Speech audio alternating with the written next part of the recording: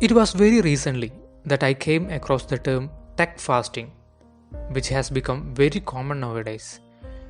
The term actually relates to a unique experience where a whole family will take a break from all the gadgets and technology to spend some days in the lap of nature. The experiences shared was very interesting. In our day-to-day life, most of us will freely admit that we are obsessed with our devices. We actually brag on our ability to multitask, read, work, email, check Facebook, talk on the phone, drive a car, everything. We can do it all 24 by 7. And we never mind the errors in the email or the unheard conversations at the table. Actually, in most cases, we don't multitask. Rather, we switch rapidly between tasks. Even in this so-called fastly developing world, we need to admit that we live in a world of distractions, at the same time a world of possibilities. And that's why I am sure that many of you may be impatient to hear this video fully, as your smartphones are calling you. Numerous studies and much accepted wisdom suggest that the time spent doing nothing is beneficial for sparking and sustaining creativity. With our smartphone in hand, our minds which are engaged and fixed on a tiny screen, we may never get bored and our creativity may suffer. Spending so much time texting and updating, tweeting, watching, calling and playing at every moment, from every location, never alone with our thoughts, never allowing our thoughts to drift, may impact our creativity. And this can limit our full potential.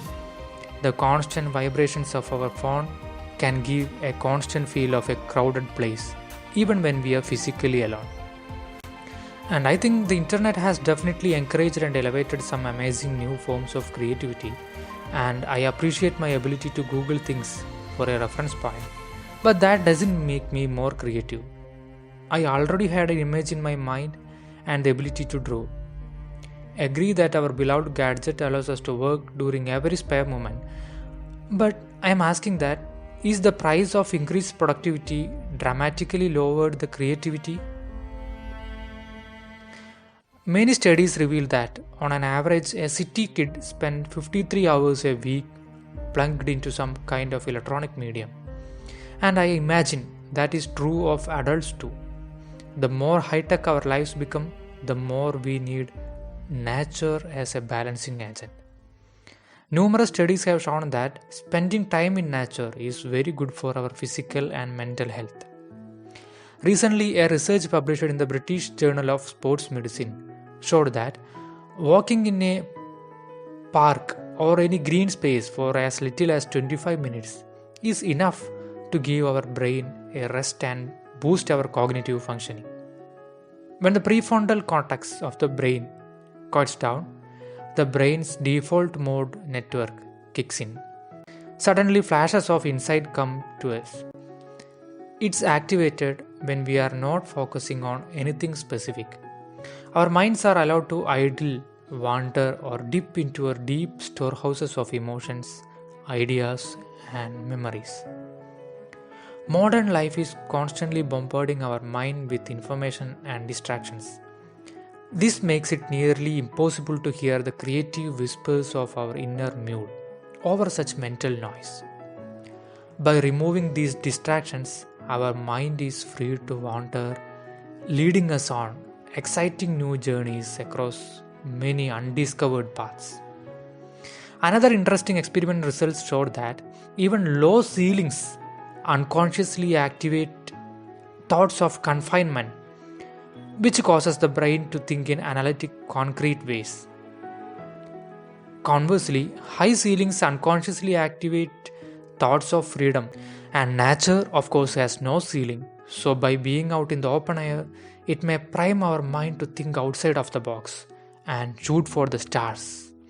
Actually, nature acts like a reboot for the overloaded brain. The mind and body function on opposite laws. On the physical level, more the effort, better the result. Whereas on the mental level or the level of creativity, lesser the effort, greater the result. Creativity need not necessarily mean that we invent something fantastic. Someone can be creative about even how they sweep the floor. If we develop the means to truly observe what is happening within us on all levels of who we are, then we would be enormously creative. Usually, when the mind learns to let go and relax, then the ideas spring out. If we have forgotten something, the more effort we put to remember that, the longer it takes for us to remember. The sooner we let go, the faster the ideas come. Perception, observation, and expression, these three aspects which are very integral to the success of any activity, can blossom only when our mind is well rested. And another aspect is the deep silence, which is often called the mother of creativity. So, the very basic step in bringing in creativity starts from the process of thinking. So, it is very important for us to probe into the source of our thoughts. Often we are called great thinkers, but what is a thought? A thought is nothing but an impulse of energy and intelligence. That impulse of energy and intelligence, for it to arise and a correct thought to come, we need around 16 impulses to meet at a point in the cerebral cortex at a certain speed. In that short interval of time, all the 16 impulses in the cerebral cortex, when they meet, is what we call a correct thought. What do we do about it? We need to train our brain, our mind. There is always a dialogue going on in our mind. We all have a filter in our mind through which we listen and we accept only what we already know. Something which doesn't already fall within our belief systems, we straightaway filter it out. This tendency in the mind to take things which it already knows and reject that it doesn't know is one of the main blocks of creativity. Let us not be too much ambitious. Let's find the path for us. Not everybody can be a painter, and there is no need also. If everybody is a painter, the world will be very ugly. It will be very difficult to live. And not everybody can be a dancer, and there is no need. But everybody can be creative. Whatever things we do, if we do it joyfully, if we do it lovingly, if our act of doing is not purely economical, then it is creative. Usually we are told to be ambitious, but when ambition enters, creativity disappears. An ambitious man cannot be creative because an ambitious man cannot love any activity for its own sake. So first of all, we have to flush out the belief that we are uncreative. We may not have been a gold medalist in the university. Maybe our painting may not have won appreciation.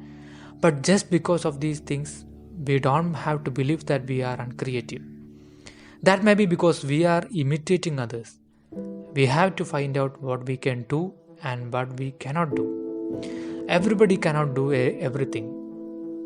One has to search and find. Initially, maybe you were searching in the wrong directions. That is, the directions in which we are not creative. But there is and there must be a direction in which we are creative. So, when we tune ourselves to get connected with the nature, we feel that even trees are creative, rocks are creative, and everything else in this universe are creative. And we are human beings, the very culmination of this existence. We are at the top, we are conscious. Each man comes into this world with a specific destiny. He has something to fulfill, some message has to be delivered, some work has to be completed. We are not here accidentally, we are here meaningfully. There is a purpose behind everyone.